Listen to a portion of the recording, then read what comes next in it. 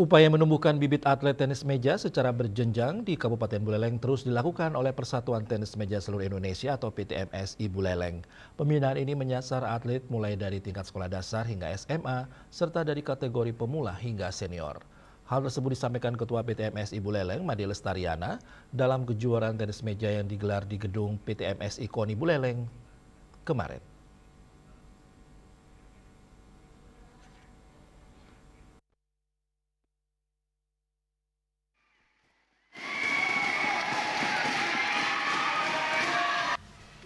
Menurut Made Lestariana, para atlet pelajar yang tampil dalam kejuaraan menunjukkan perkembangan yang sangat baik. Dari segi teknik maupun pola permainan terjadi peningkatan signifikan sehingga pertandingan berlangsung ketat dan berimbang.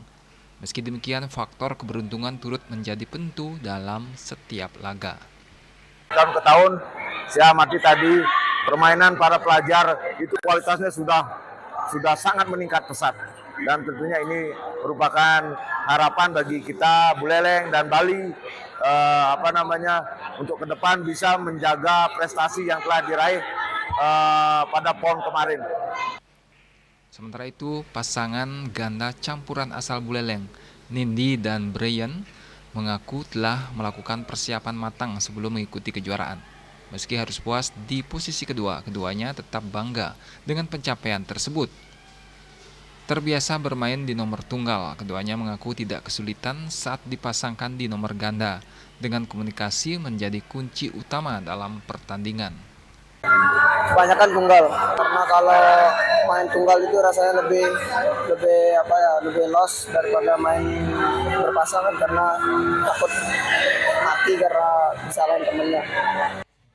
Kejuaraan tenis meja dalam rangka menyambut hari ulang tahun Kota Singaraja ke-422 ini juga dimeriahkan dengan pertandingan antar instansi di Kabupaten Buleleng.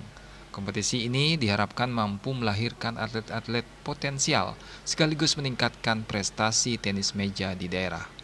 Yasri Yuli, Bali TV.